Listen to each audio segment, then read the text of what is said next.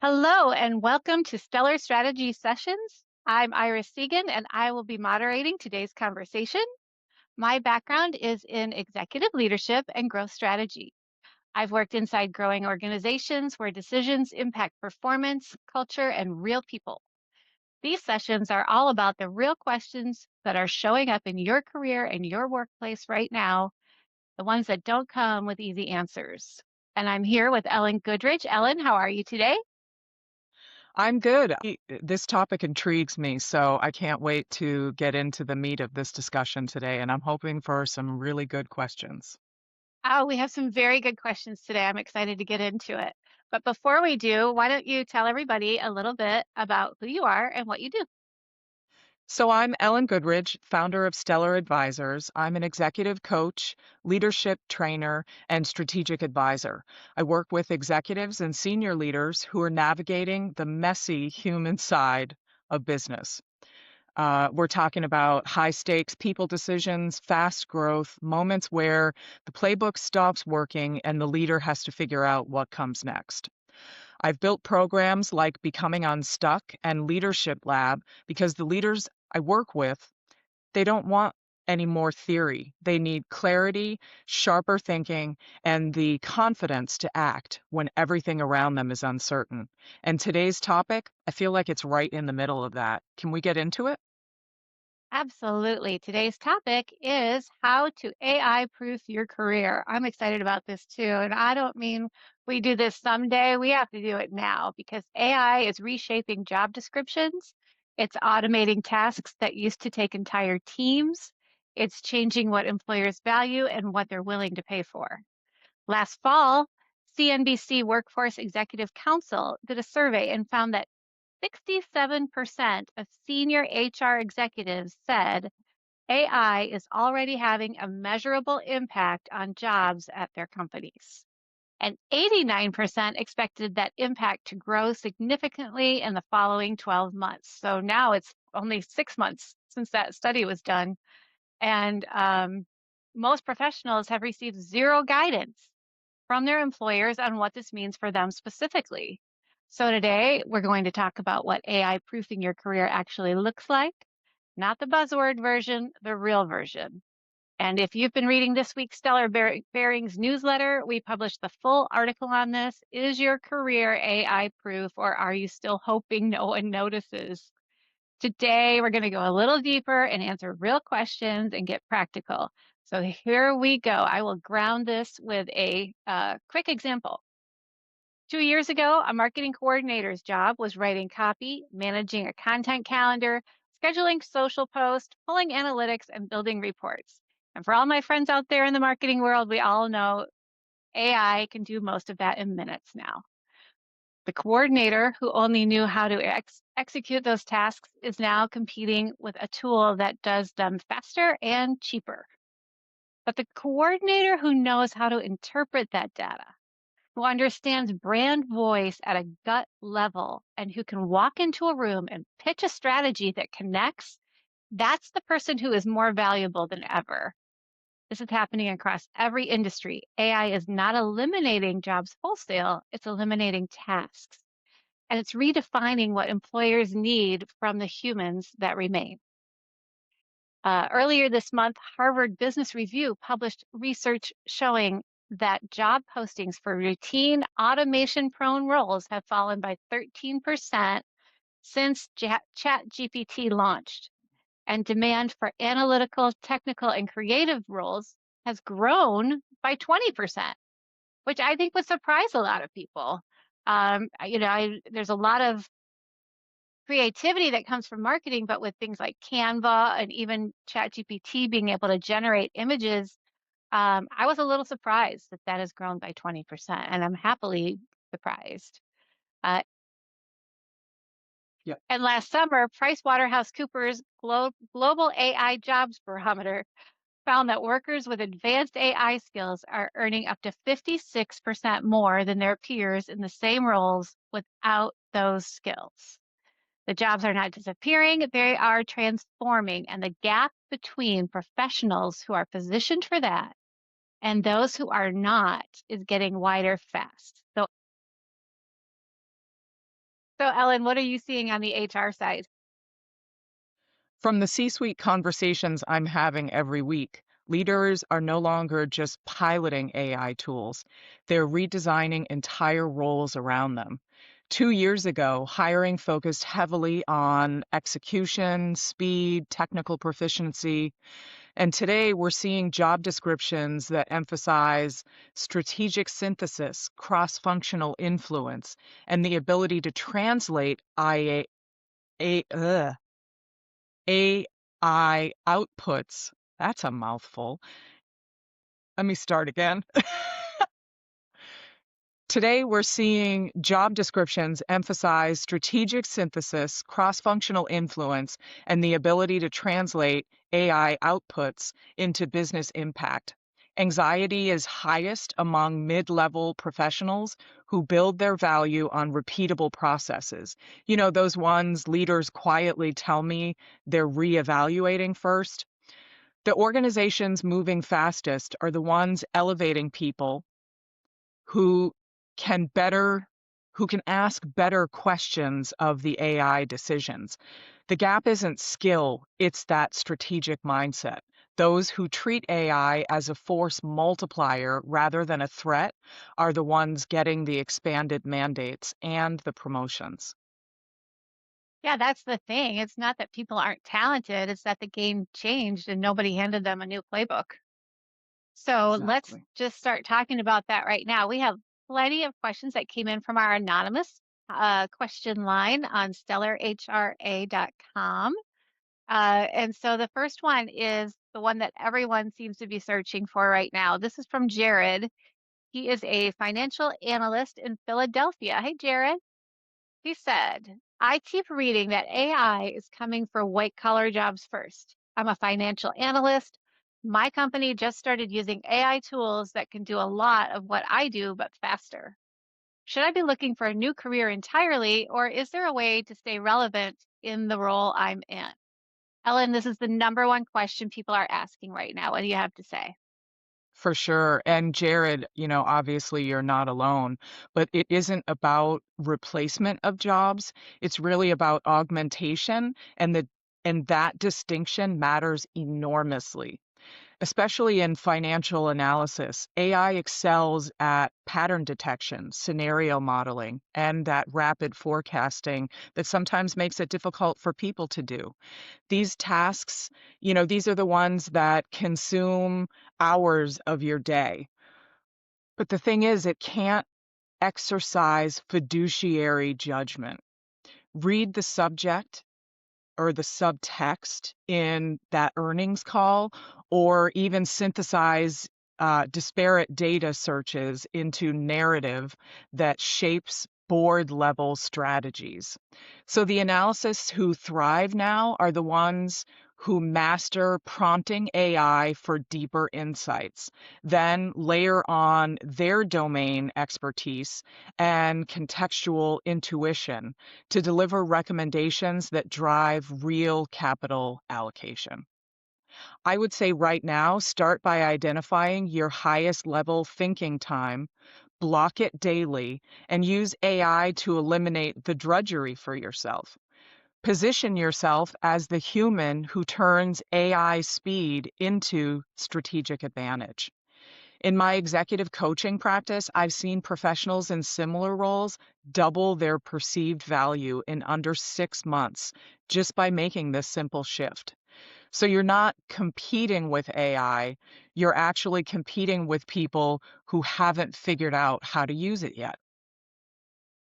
Oh yeah, that's such a powerful statement right there. And I want to add one more thing to that. The Washington Post just published research about this from Brookings and Gov AI, showing that many of the people most at risk from AI are also the best positioned to adapt because they already have transferable skills. But the key word is that adapt, like you were saying. Nobody is going to tap you on the shoulder and say, hey, it's time. You have to decide that for yourself. So our next question is from Simone. She is a content specialist in Austin. Excuse me. Simone said, my company rolled out an AI tool last month that now handles about 60% of what I used to do every day. First drafts, social captions, email sequences. We were talking about this earlier. My manager loves it, and I feel like I'm watching my values shrink. How do I reposition myself when the tool is doing my job better than I did? Ellen, what do you say to people like Simone? Yeah, I mean, Simone, what you're feeling is real, but it's also the exact inflection point where high performers separate themselves. The 60% of tasks AI now handles, that's your invitation to reclaim the other 40%. Again, that's the strategic part. That's where the real value lives. Proactively schedule a conversation with your manager. Even frame it as, with these tools freeing up capacity, I'd like to discuss how I can contribute at a higher level on brand strategy, audience insight, or even cross channel integration. Bring specific examples of how you've already used the AI tool to improve outputs and propose one new initiative that you yourself can own. In my work with content leaders, the ones who initiate this dialogue early get reassigned to strategy pods or innovation teams within quarters. And the opportunity for this inside disruption is massive. AI didn't shrink your value, it removed the ceiling on what you can deliver. And if you lean into that expansion, it'll be a game changer for you. It's just that little mindset shift that'll make all the difference here. Yeah, that is so important. The tool doesn't replace you, it replaces the task. And this is really, I believe it's a place where people can shine. I mean, as someone who's worked in marketing for many years now, having those tasks to replace what I did is fantastic, because it does free up my time to do more. But, you know, like we were saying, it does reduce how many people you need in the workforce. So you do have to sharpen that other 40%. That's very important. Um, and it's a signal that it's time to just expand on what you bring to the table. Because the ones who say that was my job are the ones who get restructured. Uh, our next question is from Terrell. He is a marketing director in Atlanta, a little bit more on the marketing. He said, my team has gone all in on AI. We're using it for content, email, social scheduling, ad copy, everything. Oops. But our engagement is flat and our conversation rates haven't moved. We're producing more than ever and getting less from it. What are we doing wrong? So, Ellen, I'm going to take this one first because I see this every day. This is a trap. AI makes it incredibly easy to produce more, but more is not better if nobody is connecting the output to a strategy. If you're generating 3 times the content and your numbers haven't moved, the problem isn't volume. The problem is that nobody is asking whether the content is saying the right thing to the right people at the right time. AI can execute, it cannot strategize. That's why we all get to keep our jobs. It can write a subject line, but it can't feel whether that subject line lands with your specific audience. It can build a campaign in minutes. It cannot tell you if that campaign is aligned with where your brand needs to go next quarter. What Terrell's team is missing is the human layer. Someone who can look at all of that output and say, this is working, this is noise, and here's where we actually need to focus. That's not an AI problem. That's a leadership problem. And honestly, that's exactly the kind of work I do as a fractional CMO. Ellen, on the HR side, what are you seeing? Do you see the same pattern? Are teams adopting AI tools fast, but without the leadership layer to make it productive? Yeah, Iris, I'm seeing the exact same pattern play out in HR teams all the time.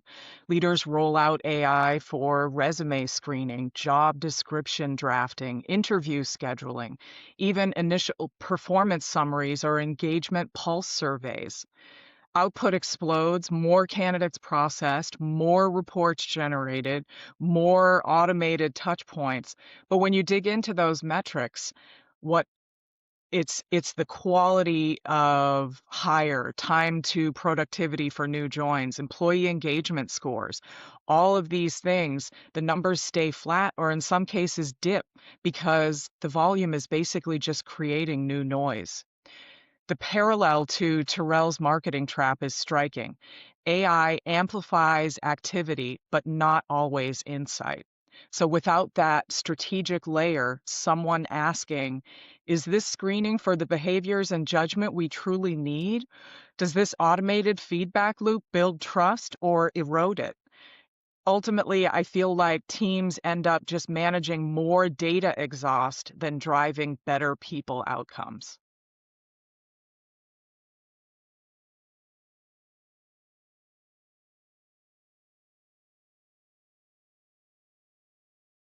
Okay, I'll unmute.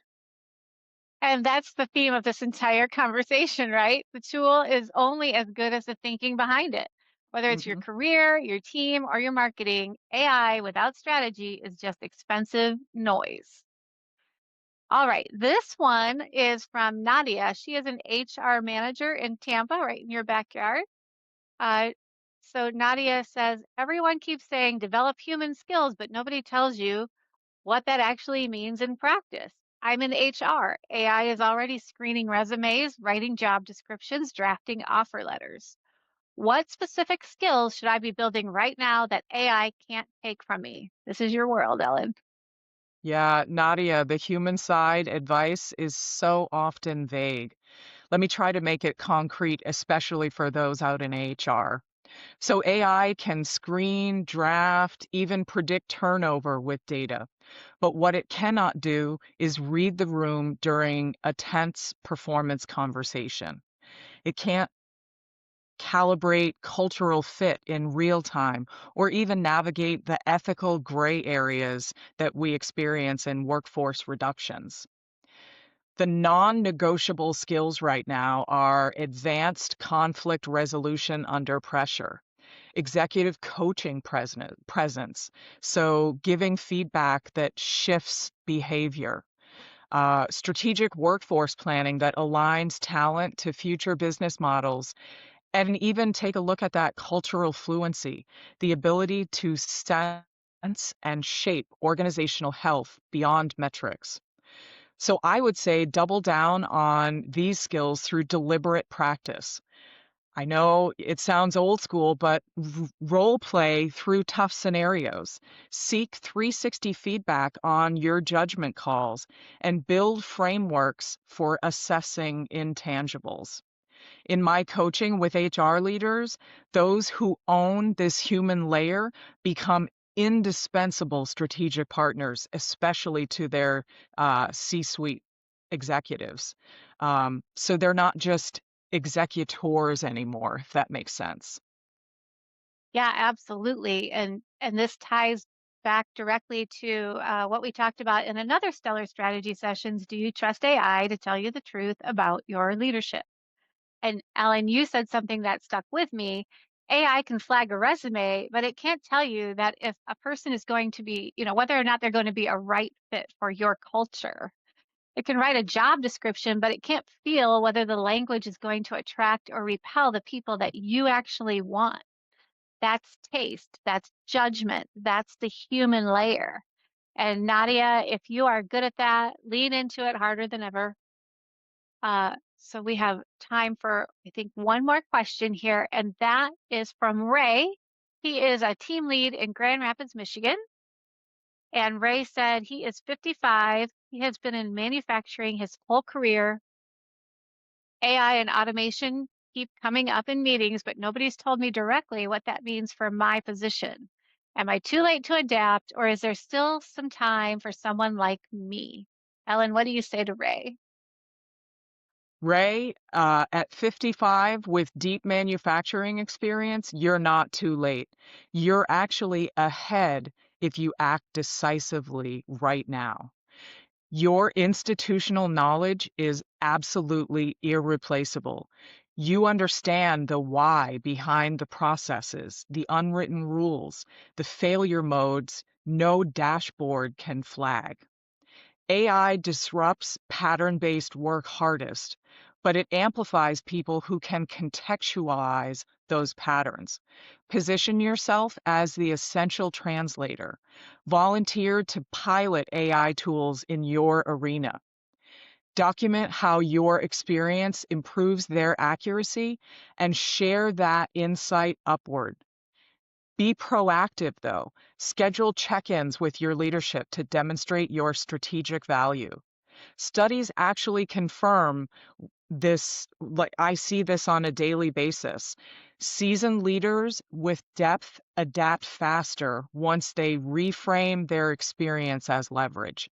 Your tenure and therefore your age, it's actually an asset and make it visible.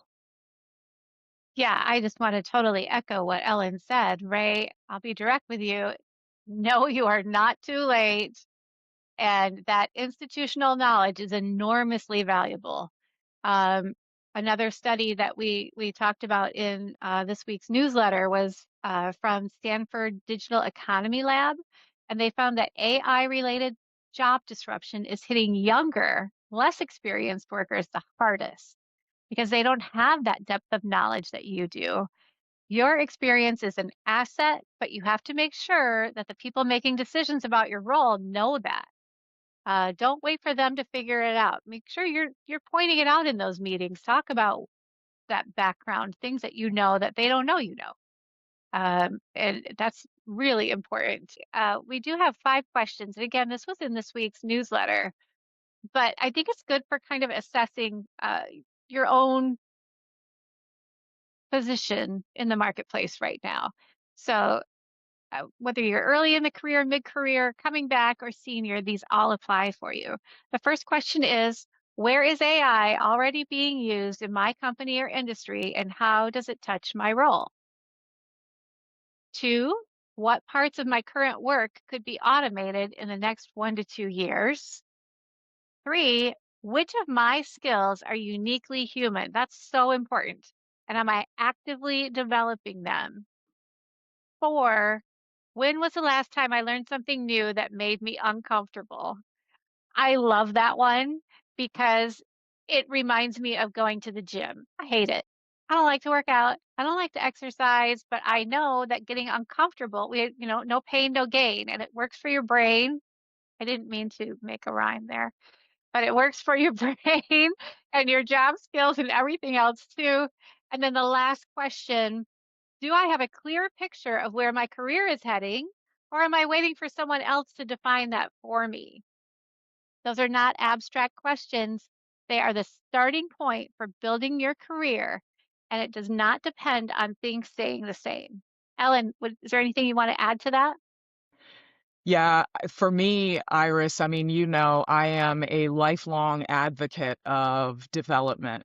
And I would say twisting the fourth one just a little bit to include to say, am I investing in myself at the same level that I invest in my role, the company that you're working for or whatever, right? I love that. AI rewards deliberate development. And I feel like the professionals who treat their career like a high stakes strategy project, allocating time, resources, and reflection, those are the ones that are going to be shaping the future, not reacting to it. Yes, absolutely. Um, so I want to just, as we wrap up here, let everyone know that if today's conversation resonated with you, here's how to keep it going. Ellen, tell everyone how they can work with you directly. You can reach out at Ellen at stellarhra.com. I'm also on LinkedIn, Ellen Goodridge. And, certainly at our website, you can book time with me. I love talking to people. And yeah, let's just do it. And you have a really great new program this year called Becoming Unstuck. Do you want to tell people a little bit about that? Sure. Becoming unstuck for me, is really kind of the culmination of my HR work of 25 years. But it also involves a little bit of a personal story for me. And it has really shaped the person that I am today. I love that it's a cohort-based program. It is all virtual. And what I love about the cohort aspect is that you meet people from different industries, and so you get to hear different perspectives on becoming unstuck. I think it's something, especially for those of us who have, been around for a few years, as our last question person, alluded to. But you feel like you can't make those decisions in life and in business. And so it's just a great opportunity to meet with your peers, learn from your peers, and learn from time-tested, true resources that we've put together for you. Yeah, and I can definitely vouch for you for that because Ellen has helped me become unstuck more than one time in my career.